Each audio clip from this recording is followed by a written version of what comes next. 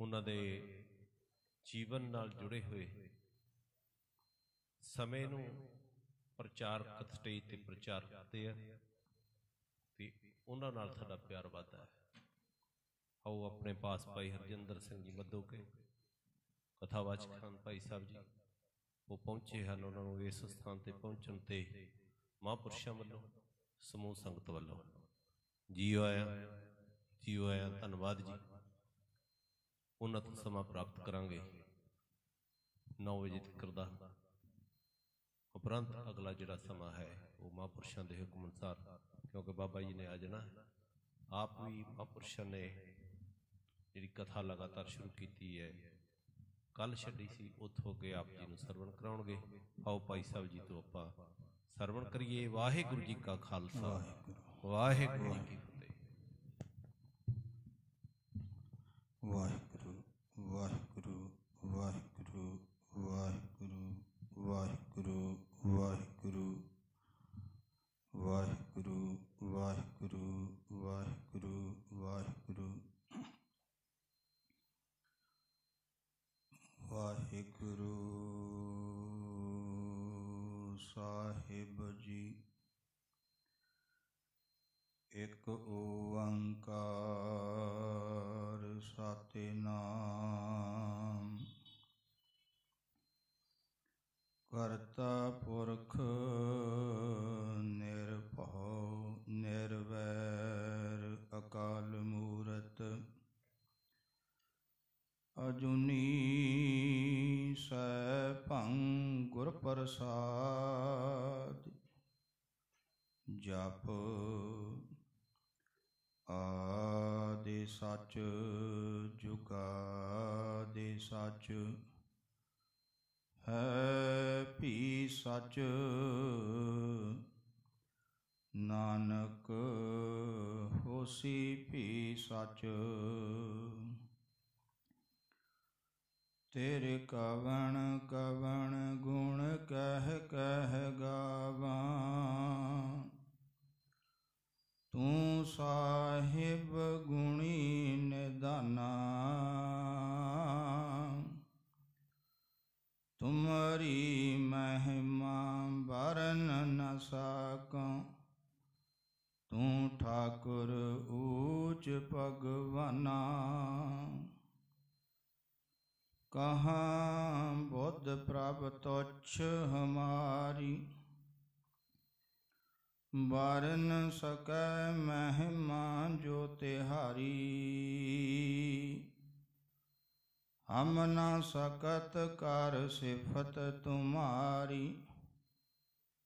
आप लिहो तुम कथा सुधारी।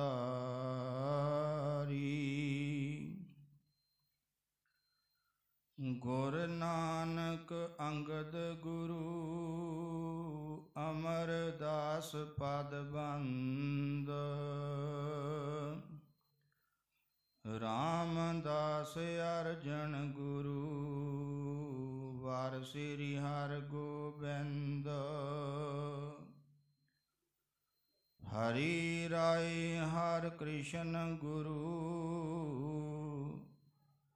तेग बहादुर चंद। दसवें गोबिंद सिंह गुरु नमो चरण अरविंद। जिसमें अमृत ज्ञान है माणक भगत बैराग। गुरु ग्रंथ साहिब उधद बंदों कर अनुराग। श्री गुर शब्द कमाए जैनो जीते पंच विकार। तिन संतन को बंदना सिर चरणन पर तार। ਜਿਨਾ ਸਾਸ ਗਿਰਾਸ ਨ ਵਿਸਰੈ, ਹਰਿ ਨਾਮਾ ਮਨ ਮੰਤ, ਧੰਨ ਸਿਸਈ ਨਾਨਕਾ ਪੂਰਨ ਸੋਈ ਸੰਤ। ਸੋਈ ਸੰਤ ਜੇ ਭਾਵੈ ਰਾਮ, ਸੰਤ ਗੋਬਿੰਦ ਕਾ ਏਕੋ ਕਾਮ। ਸੋਈ ਸੰਤ ਜੇ ਭਾਵੈ ਰਾਮ, ਸੰਤ ਗੋਬਿੰਦ ਕਾ ਏਕੋ ਕਾਮ। ਪਰਮ ਸਨਮਾਨਯੋਗ ਸਤਿਕਾਰਯੋਗ ਸਤਿਗੁਰਾਂ ਦੀ ਸਾਜੀ ਅਤੇ ਨਿਵਾਜੀ ਹੋਈ ਗੁਰੂ ਰੂਪ ਗੁਰੂ ਖਾਲਸਾ ਸਾਧ ਸੰਗਤ ਜੀ, ਵੱਡ ਭਾਗੇ ਹਾਂ ਜੋ ਸਾਹਿਬੇ ਕਮਾਲ ਸ਼ਬਦਾ ਅਵਤਾਰ ਜੁਗੋ ਜੁਗ ਅਟਲ। ਬਾਣੀ ਕੇ ਬੋਹਿਥ ਨਾਮ ਕੇ ਜਹਾਜ, ਗੁਰਤਾ ਗੱਦੀ ਉੱਪਰ ਸੁਭਾਏ ਮਾਨ। ਪ੍ਰਤੱਖ ਸਤਿਗੁਰੂ ਰਾਜਾਨ ਰਾਜ, ਭਾਨਾਨ ਭਾਨ। ਦੇਵਾਨ ਦੇਵ ਉਪਮਾ ਮਹਾਨ। ਸਤਿਗੁਰੂ ਸ੍ਰੀ ਗੁਰੂ ਗ੍ਰੰਥ ਸਾਹਿਬ ਸੱਚੇ ਪਾਤਸ਼ਾਹ ਮਹਾਰਾਜ ਜੀ ਦੀ ਪਾਵਨ ਪਵਿੱਤਰ ਹਜ਼ੂਰੀ ਅੰਦਰ ਬੈਠ ਕਰਕੇ ਰੱਬ ਦੇ ਪਿਆਰੇ ਪਰਮਾਤਮਾ ਦੇ ਨਾਮ ਰੰਗ ਵਿੱਚ ਰੰਗੇ ਹੋਏ ਸੱਚਖੰਡ ਵਾਸੀ ਪੂਰਨ ਮਹਾਂਪੁਰਖ ਸ਼੍ਰੀਮਾਨ ਸੰਤ ਬਾਬਾ ਨਾਰਾਇਣ ਹਰੀ ਜੀ, ਸ਼੍ਰੀਮਾਨ ਸੰਤ ਬਾਬਾ ਪਾਲਾ ਸਿੰਘ ਜੀ ਕੰਡਿਆਲ ਵਾਲੇ ਮਹਾਂਪੁਰਖਾਂ ਦੀ ਸਾਲਾਨਾ ਨਿੱਘੀ ਅਤੇ ਮਿੱਠੀ ਯਾਦ ਨੂੰ ਸਮਰਪਿਤ ਹੋ ਰਹੇ ਗੁਰਮਤਿ ਸਮਾਗਮਾਂ ਦੇ ਅੰਦਰ ਸਤਿਗੁਰੂ ਗੁਰੂ ਗ੍ਰੰਥ ਸਾਹਿਬ ਪਾਤਸ਼ਾਹ ਦੀ ਪਾਵਨ ਨਿੱਘੀ ਗੋਦ ਅੰਦਰ ਜੁੜ ਬੈਠੇ ਹਾਂ।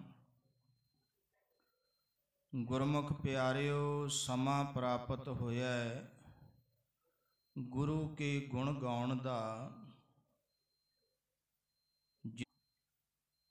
ਉੱਥੇ ਜਿਨ੍ਹਾਂ ਨੇ ਗੁਰੂ ਕੇ ਦੇ ਗੁਣਾਂ ਨੂੰ ਕਮਾਇਆ ਹੈ, ਆਪਣੇ ਜੀਵਨ ਅੰਦਰ ਵਸਾਇਆ ਹੈ, ਉਹਨਾਂ ਮਹਾਂਪੁਰਖਾਂ ਦੀ ਗੱਲ, ਉਹਨਾਂ ਮਹਾਂਪੁਰਖਾਂ ਦੇ ਗੁਣਾਂ ਦੀ ਗੱਲ ਜੋ ਉਹਨਾਂ ਨੇ ਗੁਣਾਂ ਨੂੰ ਹਿਰਦੇ 'ਚ ਵਸਾ ਕਰਕੇ ਉਸ ਸਤਿਗੁਰੂ ਦੀ ਰਹਿਮਤ ਦਾ ਸਦਕਾ ਉਸ ਮਾਲਕ ਵਾਹਿਗੁਰੂ ਦੇ ਨਾਲ ਅਭੇਦਤਾ ਪ੍ਰਾਪਤ ਕੀਤੀ। ਫਤਿਹ।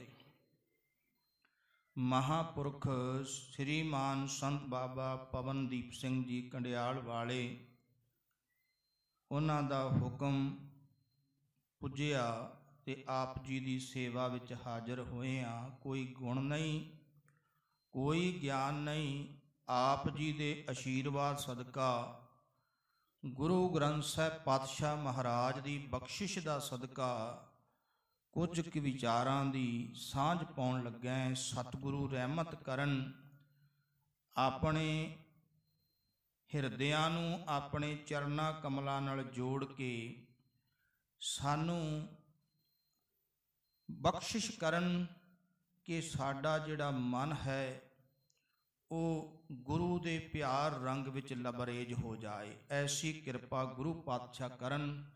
ਜਿੰਨਾ ਚਿਰ ਮਨ ਅੰਦਰ ਗੁਰੂ ਦਾ ਭੈ ਤੇ ਭਾਵਨੀ ਨਹੀਂ ਆਉਂਦੀ, ਉਹਨਾਂ ਚਿਰ ਗੁਰੂ ਦੀਆਂ ਰਹਿਮਤਾਂ ਕਦੇ ਪ੍ਰਾਪਤ ਨਹੀਂ ਹੁੰਦੀਆਂ।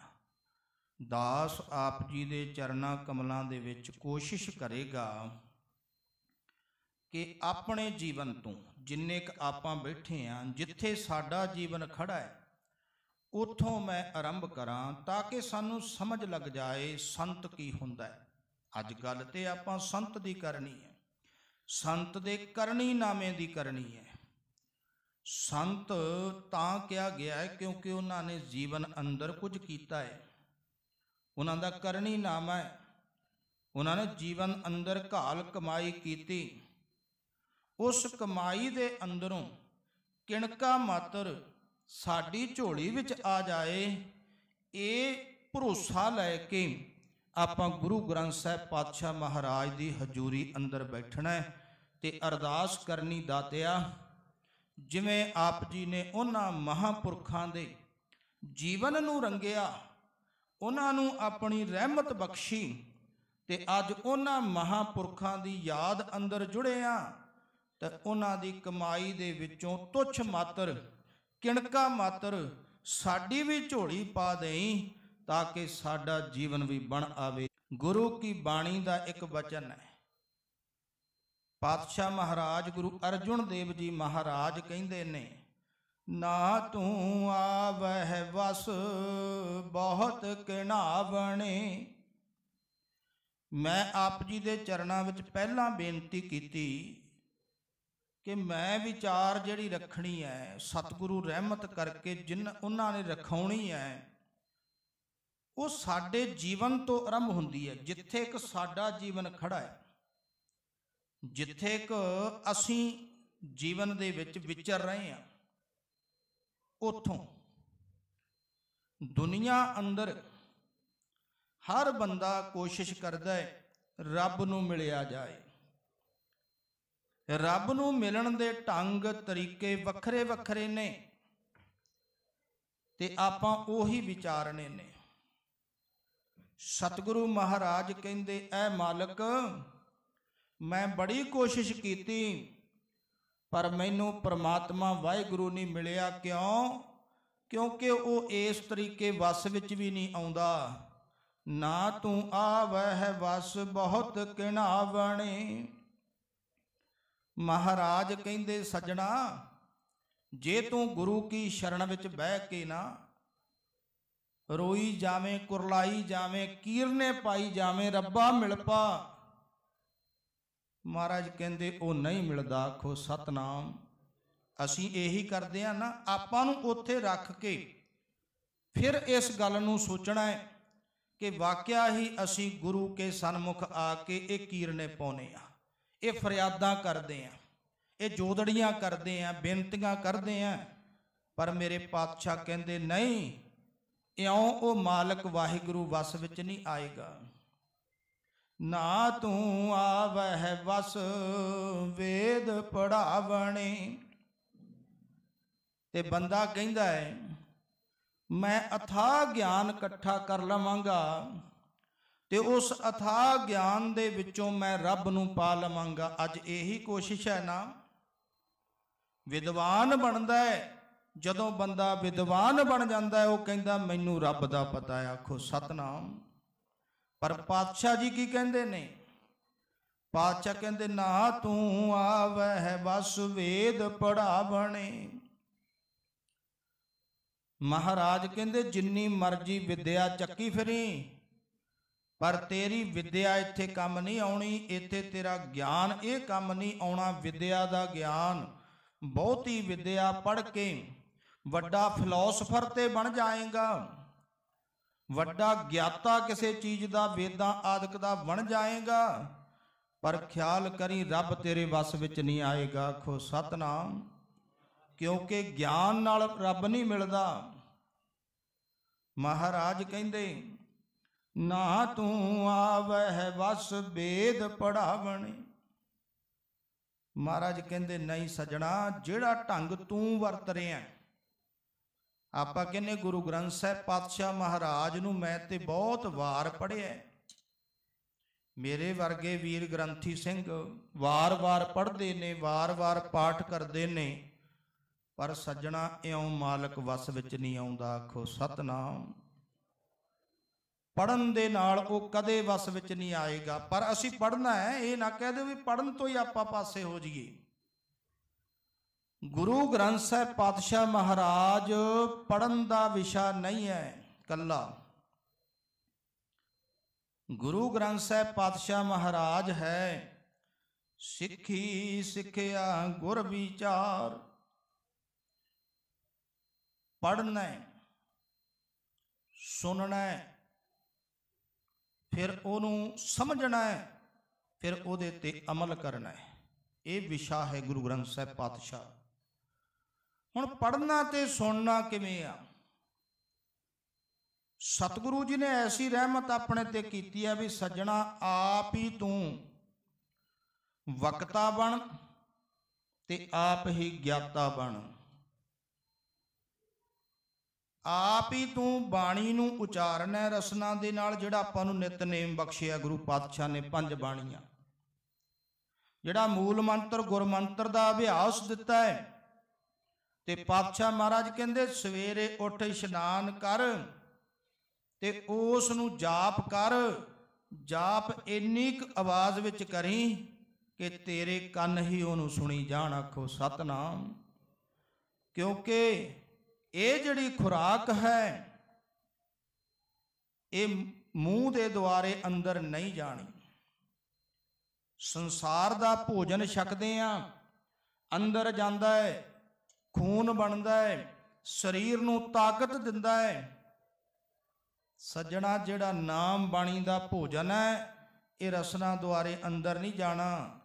रसना नूं बोलना है ते कन्नां नाल सुनना है, ये श्रवण द्वारे अंदर जाएगा। आखो सतनाम। ਇਹਦੇ ਨਾਲ तेरे अंदर जाएगा ते जदों अंदर जाएगा ते हौली हौली वसना आरंभ होएगा, हजम होवेगा ते तां जाके तेरे ते किरपा होवेगी। इस करके बहुता ज्ञान इकट्ठा करन दे नाल तैनूं रब नहीं मिलना। महाराज कहंदे पढ़े सुने क्या होई, जो सहज ना मिलियो सोई। महाराज कहंदे ना क्या पढ़िया क्या गुनिया, क्या वेद पुराना सुनिया, पढ़े सुने क्या होई, जो सहज ना मिलियो सोई। महाराज कहंदे की फायदा तेरे पढ़न दा ते की फायदा तेरे ज्ञान दा जे मालिक दा रंग ना मिले। आखो सतनाम। पढ़न नाल रब नहीं मिलदा। ना तू आवह वस तीरथ नहाइया। ते पिछले जमाने अंदर बड़े बड़े तीरथ 68 तीर्थां दे इशनान नूं मुक्ति दा दर मन्निया जांदा सी। अज भी साडे भुलक्कड़ वीर ठीक है, असी इशनान करना तीर्थां ते जाना, मैं रोक नहीं रहा, पर गल नूं समझियो, पल्ले बन्नियो कि तीरथ नूं ही मुक्ति दा साधन बना के भी मैं ते फलाने तीरथ ते नहा आया, मेरी मुक्ति होगी। आखो सतनाम। ये नहीं है। कई वीर की कहते फलाने तीर्थ ते जाइए इशनान करन दे नाल साडा करजा लह जांदा है। नहीं सज्जणा, ये नहीं है। गुरु दी शरण आ बैठा तीर्थ सब तो वड्डा। तीर्थ नहावन जाओ तीर्थ नाम है, तीर्थ शब्द विचार अंतर ज्ञान है। अंदर बैठा रब, अंदर बैठी आत्मा, पर दोने दा मिलाप नहीं हो रहा। कारण उस परमात्मा वाहिगुरु जी साडी आत्मा दे विचकार एक पर्दा है। वो पर्दा सानू उस मालक नाल मिलन नहीं दिंदा, ते जिस दिन वो पर्दा चकिया गया वो मालक प्रतख दिस पवेगा। आखो सतनाम। अंदरों देखना है। महाराज कहंदे ना तू आवह बस धरती धाई है। महाराज कहंदे सजणा रब वस विच नहीं आएगा। ते बंदा कहंदा मैं ते ओहदी जिहड़ी बनाई हुई सृष्टि है सारी धरती है, मैं सारे धरती दा भ्रमण कर लवांगा, मैं ओहदी रची हुई सृष्टि नूं वेख लवांगा ते मेरी मुक्ति हो जाएगी। महाराज कहंदे वो परमात्मा वस विच नहीं आउंदा। आखो सतनाम। ते महाराज आपां नूं यही गल समझा रहे ने भी रब मिलदा कदों आ। ये जीवन जो मैं विचार आप जी नाल साझी कर रहा, ये साडा जीवन है, ये महापुरखां दा नहीं है। आपां महापुरखां दे जीवन ते जाना है। ते महाराज अगे बचन की कहंदे ने, ना तू आवह वस धरती धाई है, ना तू आवह बस कितै सियाण पै। ते बंदा कहंदा मैं बहुत सियाणा है, मैं सियाणप इकट्ठी कर लवांगा, ਉਸ ਸਿਆਣਪ ਦੇ ਜ਼ਰੀਏ ਮੈਂ ਪਰਮਾਤਮਾ ਨੂੰ ਪਾ ਲਵਾਂਗਾ। ਆਖੋ ਸਤਨਾਮ। ਪਰ ਮਹਾਰਾਜ ਕਹਿੰਦੇ ਨਹੀਂ, ਸਾਹਸ ਸਿਆਣਪਾ ਲੱਖ ਹੋਏ ਤਾਂ ਇੱਕ ਨਾ ਚੱਲੈ ਨਾਲ। ਤੇਰੀ ਸਿਆਣਪ ਇੱਕ ਨਾਲ ਨਹੀਂ ਚੱਲਣੀ। ਗੱਲ ਤੇ ਇਹ ਹੈ, ਅੱਜ ਅਸੀਂ ਸਿਆਣੇ ਆ, ਸਮਝਿਓ ਗੱਲ ਨੂੰ। ਗੁਰੂ ਨਾਨਕ ਸਾਹਿਬ ਸੰਸਾਰ ਤੇ ਆਏ। ਗੁਰੂ ਨਾਨਕ ਸਾਹਿਬ ਜੀ ਨੇ ਜੋ ਸੱਚ ਦੇ ਮੋਤੀ ਸੀ, ਪੜਾ ਸੀ, ਉਹਨੂੰ ਸਮਝਾਇਆ, ਤੇ ਜੋ ਪਖੰਡਵਾਦ ਸੀ ਉਹਦਾ ਖੰਡਨ ਕੀਤਾ। ਹੁਣ ਜੋ ਅੱਜ ਅਸੀਂ ਇਹੀ ਵੇਖਣਾ ਹੈ, ਅਸੀਂ ਜੋ ਗੁਰੂ ਨਾਨਕ ਸਾਹਿਬ ਨੇ ਸਾਨੂੰ ਦਿੱਤਾ ਸੀ ਉਹ ਤੋਂ ਦੂਰ ਹੋ ਗਏ। ਜੋ ਪਖੰਡਵਾਦ ਬ੍ਰਾਹਮਣਵਾਦ ਸੀ ਅੱਜ ਵੀ ਸਾਡੇ ਵਿੱਚ ਹੈ। ਆਖੋ ਸਤਨਾਮ। ਗੁਰੂ ਕਿਵੇਂ ਨੇੜੇ ਹੋ ਜਾਏਗਾ? ਵਿਚਾਰਿਓ ਗੱਲ ਨੂੰ। ਕਿਵੇਂ ਨੇੜੇ ਹੋ ਜਾਏਗਾ? ਵਿਚਾਰਿਓ ਗੱਲ ਨੂੰ। ਸਾਡਾ ਕੋਈ ਸ੍ਰਿਸ਼ਟੀ ਰਚੀ ਹੈ, ਕਹਿੰਦੇ ਮੈਂ ਗਿਆਨ ਹੀ ਉਹ ਦੇ ਰਿਹਾ। ਆਖੋ ਸਤਨਾਮ। ਇਹਦਾ ਮਤਲਬ ਹੈ ਇਹ ਗੁਰੂ ਨਾਨਕ ਦੀ ਬਾਣੀ ਨਹੀਂ, ਅਕਾਲ ਪੁਰਖ ਦੀ ਹੈ। ਹੁਣ ਅਕਾਲ ਪੁਰਖ ਦੀ ਜੋਤ ਗੁਰੂ ਨਾਨਕ ਚ ਆਈ, ਉਹ ਜੋਤ ਦਸ਼ਮੇਸ਼ ਪਿਤਾ ਤੱਕ ਪੁੱਜੀ, ਫਿਰ ਉਹੀ ਜੋਤ ਗੁਰੂ ਗ੍ਰੰਥ ਸਾਹਿਬ ਅੰਦਰ ਬੈਠੀ। ਆਖੋ ਸਤਨਾਮ। ਇਹ ਨਾ ਜਿਹੜੀ ਆਹ ਬਾਣੀ ਹੈ, ਮੈਂ ਥੋੜੀ ਜਿਹੀ ਪਾਸੇ ਨਿਕਲ ਕੇ ਥੋੜੀ ਜਿਹੀ ਗੱਲ ਕਰਕੇ ਫਿਰ ਇੱਧਰ ਨੂੰ ਚੱਲਾਂਗਾ। ਠੀਕ ਹੈ, ਜਦੋਂ ਲਿਖੀ ਗਈ ਕਲਮ ਵੀ ਸਾਡੀ ਸੀ, ਦੁਆਤ ਵੀ ਸਾਡੀ ਸੀ, ਸਿਆਹੀ ਵੀ ਸਾਡੀ ਸੀ, ਪਰ ਜਿਹੜੀ ਬਾਣੀ ਹੈ, ਜਿਹੜੇ ਬਚਨ ਹੈ, ਉਹ ਇਸ ਲੋਕ ਦੇ ਨਹੀਂ। ਦੇਖੋ ਥੋੜਾ ਜਿਹਾ ਸਮਝਿਓ ਗੱਲ ਨੂੰ। ਜੋ ਵੀ ਗੱਲ ਜਿਹਦੇ ਨਾਲ ਸੰਬੰਧਿਤ ਹੁੰਦੀ ਹੈ ਨਾ, ਉਹ ਉਧਰ ਨੂੰ ਜਾਂਦੀ ਹੈ। ਪਾਣੀ ਦਾ ਸੰਬੰਧ ਕਾਹਦੇ ਨਾਲ ਹੈ? ਪਾਤਾਲ ਨਾਲ, ਨਿਵਾਣ ਨਾਲ। ਪਾਣੀ ਨੂੰ ਜਿੱਥੇ ਮਰਜ਼ੀ ਡੋਲ ਦਿਓ, ਪਾਣੀ ਨੀਵੇਂ ਪਾਸੇ ਜਾਣਾ ਹੈ, ਕਿਉਂਕਿ ਉਹਦਾ ਮੂਲ, ਉਹਦਾ ਮੁੱਢ ਨੀਵਾਂ ਹੈ, ਪਾਤਾਲ ਹੈ, ਉੱਥੇ ਪਾਣੀ ਪਿਆ ਹੈ। ਅੱਗ ਦਾ ਸੰਬੰਧ ਸੂਰਜ ਨਾਲ ਹੈ। ਅੱਗ ਪਤਾਲ ਵਿੱਚ ਜਾ ਕੇ ਮਚਾ ਲਵੀਂ, ਅੱਗ ਤਾਂ ਨੂੰ ਜਾਏਗੀ, ਕਿਉਂਕਿ ਉਹਦਾ ਮੂਲ, ਉਹਦਾ ਮੁੱਢ ਤਾਂ ਹੈ। ਇਸੇ ਤਰ੍ਹਾਂ ਆ ਜਿਹੜੀ ਬਾਣੀ ਦੀ ਮੈਂ ਗੱਲ ਕੀਤੀ ਸੀ, ਇਹ ਬਾਣੀ ਇਸ ਲੋਕ ਦੀ ਨਹੀਂ। ਇੱਕ ਵਾਰ ਨਾ ਕਲਗੀਧਰ ਪਾਤਸ਼ਾਹ ਮਹਾਰਾਜ ਬੈਠੇ, ਅਸੀਂ ਅੱਜ ਤਰਕੀ ਬੜੇ ਹੋ ਗਏ, ਕੋਈ ਗੱਲ ਕਰੀਏ ਉਹ ਤੇ ਤਰਕ ਪਹਿਲਾਂ ਲੈ ਆਉਨੇ, ਇਸੇ ਕਰਕੇ ਗੁਰੂ ਦੇ ਪ੍ਰੇਮ ਤੋਂ ਦੂਰ ਜਾਂਦੇ। ਆਖੋ ਸਤਨਾਮ। ਸੱਜਣੋ, ਜਦੋਂ ਕਲਗੀਧਰ ਪਾਤਸ਼ਾਹ ਬੈਠੇ ਤੇ ਇੱਕ ਮਨੁੱਖ ਆਇਆ, ਜਿਹੜਾ ਪ੍ਰਤੀਤ ਹੁੰਦਾ ਸੀ ਵੀ ਇਸ ਲੋਕ ਦਾ ਵਾਸੀ ਨਹੀਂ। ਸੱਜਣੋ, ਬਾਣੀ ਅੰਦਰ ਹੀ ਜ਼ਿਕਰ ਹੈ, ਪਾਤਾਲਾਂ ਪਾਤਾਲ, ਲੱਖ ਆਗਾਸਾਂ ਆਗਾਸ। ਸਾਡੀ ਬੁੱਧੀ ਆਹੀ ਕੁਝ ਵੇਖਦੀ ਆ, ਇਹ ਸਾਡੀ ਬੁੱਧੀ ਹੈ, ਪਰ ਅਕਾਲ ਪੁਰਖ ਕਿੱਥੇ ਹੈ? ਉਹ ਸਾਡੀ ਬੁੱਧੀ ਨਹੀਂ ਵੇਖਦੀ। ਇਸੇ ਕਰਕੇ ਬੰਦਾ ਕਹਿ ਦਿੰਦਾ ਰੱਬ ਕਿੱਥੇ ਵਿਖਾਓ, ਕਿਉਂਕਿ ਸਾਡੀ ਬੁੱਧੀ ਜਿੱਥੇ ਖੜੀ ਆ, ਸਾਡੀ ਸੋਚਣ ਸ਼ਕਤੀ ਜਿੱਥੇ ਖੜੀ ਆ, ਅਸੀਂ ਉੱਥੇ ਵੇਖਦੇ ਹਾਂ। ਪਰ ਹੈ ਪਤਾਲ ਵੀ ਨੇ ਤੇ ਹੈ ਆਕਾਸ਼ ਵੀ ਨੇ, ਉਹਨਾਂ ਦਾ ਭੇਦ ਕੋਈ ਨਹੀਂ। ਹੁਣ ਜਦੋਂ ਉਹ ਬੰਦਾ ਆਇਆ ਨਾ ਕਲਗੀਧਰ ਪਾਤਸ਼ਾਹ ਨੂੰ, ਉਹਨੇ ਪਰ ਤੀਰ ਮੁੜਿਆ ਨਹੀਂ। ਆਖੋ ਸਤਨਾਮ। ਕਹਿਣ ਲੱਗੇ ਮਹਾਰਾਜ ਆਹ ਕੀ ਕੌਤਕ ਹੈ? ਵੀ ਠੀਕ ਹੈ 100 ਫੁੱਟ 200 ਫੁੱਟ 400 ਫੁੱਟ ਚਲਾ ਜਾਏਗਾ, ਤੀਰ ਵੱਧ ਚਲਾ ਜਾਏਗਾ, ਪਰ ਆਖਰ ਨੂੰ ਤਾਂ ਥੱਲੇ ਮੁੜੇ, ਪਰ ਇਹ ਮੁੜਿਆ ਨਹੀਂ। ਮਹਾਰਾਜ ਇਹ ਕੌਤਕ ਕੀ ਹੈ? ਕਲਗੀਧਰ ਪਾਤਸ਼ਾਹ ਜੀ ਕਹਿੰਦੇ ਸੱਜਣੋ, ਜਿਹੜਾ ਉਹ ਫਕੀਰ ਆਇਆ ਸੀ ਉਹ ਇਸ ਲੋਕ ਦਾ ਵਾਸੀ ਨਹੀਂ। ਜਿਹੜਾ ਇਹ ਖੰਭ ਦਿੱਤਾ ਸੀ, ਇਹ ਪੰਛੀ ਵੀ ਇਸ ਲੋਕ ਦਾ ਵਾਸੀ ਨਹੀਂ। ਦੇਖੋ ਤੀਰ ਦਾ ਭਾਰ ਕਿੰਨਾ ਸੀ, ਉਸ ਜਿਹੜਾ ਖੰਭ ਸੀ ਉਹਦਾ ਭਾਰ ਕਿੰਨਾ ਸੀ, ਪਰ ਕਹਿੰਦੇ ਤੀਰ ਨੂੰ ਉਹ ਖੰਭ ਆਪਣੇ ਲੋਕ ਲੈ ਗਿਆ। ਆਖੋ ਸਤਨਾਮ। ਇਸੇ ਤਰ੍ਹਾਂ ਸੱਜਣੋ, ਆ ਬਾਣੀ ਜਿਹੜੀ ਹੈ ਨਾ, ਇਸ ਲੋਕ ਦੀ ਨਹੀਂ, ਇਹ ਵਾਹਿਗੁਰੂ ਦੇ ਦਰ ਦੀ ਹੈ, ਪਰਮਾਤਮਾ ਦੇ ਮੁਖ ਦੀ ਹੈ। ਤੇ ਜਦੋਂ ਬੰਦਾ ਇਸ ਬਾਣੀ ਨਾਲ ਜੁੜਦਾ ਹੈ ਨਾ, ਤੇ ਫਿਰ ਉਹਦੀ ਸੁਰਤ ਨੂੰ ਪਰਮਾਤਮਾ ਆਪਣੇ ਕੋਲ ਲੈ ਜਾਂਦਾ ਹੈ। ਆਖੋ ਸਤਨਾਮ। ਜਿਹਨੂੰ ਅਸੀਂ ਸੰਤ ਕਹਿੰਦੇ ਆ। ਪਰ ਪਾਤਸ਼ਾਹ ਕਹਿੰਦੇ ਨਾ ਤੂੰ ਆਵਹਿ ਵਸ। ਮਹਾਰਾਜ ਕਹਿੰਦੇ ਤੂੰ ਵਸ ਵਿੱਚ ਨਹੀਂ ਆਉਂਦਾ। ਬਹੁਤੀ ਵਿਦਿਆ ਨਾਲ, ਬਹੁਤੇ ਕੀਰਨੇ ਪਾਉਣ ਨਾਲ, ਬਹੁਤੇ ਗਿਆਨ ਨਾਲ, ਬਹੁਤੀ ਧਰਤੀ ਤੇ ਵਿਚਰਨ ਨਾਲ ਇਹ ਤੂੰ ਵਸ ਨਹੀਂ ਆਉਂਦਾ। ਤੇ ਫਿਰ ਵਸ ਕਿਵੇਂ ਆਉਣਾ ਹੈ?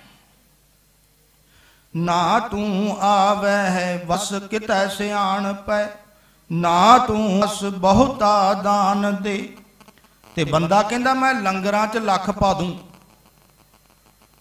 ਤੇ ਮੈਂ ਤੇ ਮੁਕਤ ਹੋ ਹੀ ਜਾਣਾ, ਮੈਂ ਲੰਗਰ ਚਲਾ ਦਿੱਤਾ ਗੁਰੂ ਦੇ ਨਾਮ ਦਾ। ਪਾਤਸ਼ਾਹ ਕਹਿੰਦੇ ਕੱਲੇ ਲੰਗਰ ਚਲਾਉਣ ਨਾਲ ਰੱਬ ਵਸ ਵਿੱਚ ਨਹੀਂ ਆਉਂਦਾ। ਚਲਾਉਣੇ ਨੇ ਲੰਗਰ, ਕਿਉਂ? ਕਿਉਂਕਿ ਮਾਇਆ ਹੀ ਸਾਡੀ ਨਹੀਂ। ਆਖੋ ਸਤਨਾਮ। ਇਹ ਤੇ ਗੁਰੂ ਨਾਨਕ ਦੇ 20 ਰੁਪਈਆਂ ਦੀ ਹੈ, ਉਹ ਚਲਾਉਣੇ ਨੇ। ਪਰ ਮਹਾਰਾਜ ਕਹਿੰਦੇ ਇਹਦੇ ਨਾਲ ਤੇਰਾ ਕੱਲਾ ਰੱਬ ਨਹੀਂ ਮਿਲਣਾ। ਸਭ ਕੋ ਤੇਰਾ ਵਸ ਅਗਮ ਅਗੋਚਰਾ। ਅਗਲਾ ਬਚਨ ਗੁਰੂ ਅਰਜੁਨ ਸਾਹਿਬ ਮਹਾਰਾਜ ਨੇ ਕਿਹਾ, ਐ ਮਾਲਕ ਆ ਸਮੁੱਚੀ ਕਾਇਨਾਤ ਤੇਰੀ ਹੈ, ਤੂੰ ਭਗਤਾਂ ਕੈ ਵਸ ਭਗਤਾਂ ਤਾਣ ਤੇਰਾ। ਐ ਮਾਲਕ ਤੂੰ ਭਗਤਾਂ ਦੇ ਵਸ ਹੈ। ਗੱਲ ਇੱਥੇ ਬਣਦੀ ਆ। ਜੇ ਪਾਉਣਾ ਹੈ ਨਾ ਤੇ ਭਗਤੀ ਕਰਨੀ ਪੈਣੀ, ਸੰਤ ਦੀ ਕਮਾਈ। ਮੈਂ ਇਸ ਵਿਸ਼ੇ ਤੇ ਹੁਣ ਆਉਣਾ ਹੈ। ਪਹਿਲਾਂ ਆਪਣੇ ਜੀਵਨ ਤੱਕ ਆਪ ਜੀ ਨੂੰ ਰੱਖਿਆ। ਜਿੱਥੇ ਅਸੀਂ ਖੜੇ ਆ ਸਾਡੀ ਕੋਈ ਭਗਤੀ ਨਹੀਂ, ਕੋਈ ਬੰਦਗੀ ਨਹੀਂ, ਤੇ ਗੱਲਾਂ ਸੰਤਾਂ ਦੀਆਂ ਕਰਦੇ ਆ। ਜਿਨ੍ਹਾਂ ਨੇ ਕਮਾਈ ਕੀਤੀ ਉਹਨਾਂ ਦੇ ਵਸ ਵਿੱਚ ਹੈ ਮੇਰਾ ਮਾਲਕ। ਆਖੋ ਸਤਨਾਮ। ਭਗਤਾਂ ਤਾਣ ਤੇਰਾ। ਤੇ ਭਗਤਾਂ ਨੂੰ ਆਸਰਾ ਕਿਹਦਾ ਹੈ? ਇੱਕ ਮਾਲਕ ਵਾਹਿਗੁਰੂ ਜੀ ਦਾ। ਹੁਣ ਮੈਂ ਆਪ ਜੀ ਨਾਲ ਗੱਲ ਸਾਂਝੀ ਕਰਨੀ ਹੈ ਭਗਤ ਦੀ। ਭਗਤ ਤੋਂ ਭਾਵ ਸੰਤ ਦੀ, ਰੱਬ ਦੇ ਪਿਆਰੇ ਦੀ। ਭਗਤੀ ਵਿੱਚ 3 ਅੱਖਰ ਆਉਂਦੇ ਨੇ, ਭੱਬਾ, ਗੱਗਾ ਤੇ ਤੱਤਾ। ਪਹਿਲਾ ਅੱਖਰ ਹੈ ਭੱਬਾ। ਹੁਣ ਭੱਬੇ ਨੂੰ ਸਮਝਿਓ। ਭੱਬੇ ਦਾ ਅਰਥ ਭਾਵ ਕੀ ਹੈ? ਭਰੋਸਾ। ਜਿਹੜਾ ਰੱਬ ਦਾ ਪਿਆਰਾ ਹੁੰਦਾ ਹੈ ਉਹਨੂੰ ਇੱਕ ਮਾਲਕ ਤੇ ਭਰੋਸਾ ਹੁੰਦਾ ਹੈ। ਇੱਕ ਨੂੰ ਛੱਡ ਕੇ ਉਹ ਜਗ੍ਹਾ ਜਗ੍ਹਾ ਨਹੀਂ ਭਟਕਦਾ। ਆਖੋ ਸਤਨਾਮ।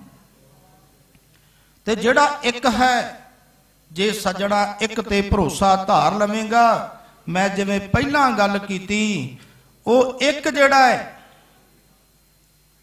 ਗੁਰੂ ਨਾਨਕ ਸਾਹਿਬ ਸੱਚੇ ਪਾਤਸ਼ਾਹ ਜਦੋਂ ਬੇਈ ਨਗਰੀ ਚ ਗਏ ਨੇ ਨਾ, ਉਹਨਾਂ ਨੇ ਅਕਾਲ ਪੁਰਖ ਦਾ ਦਰਵਾਜ਼ਾ ਖੜਕਾਇਆ ਤੇ ਅੰਦਰੋਂ ਇੱਕ ਆਵਾਜ਼ ਆਈ ਸੀ, ਇੱਕ ਓੰਕਾਰ ਸਤਨਾਮ।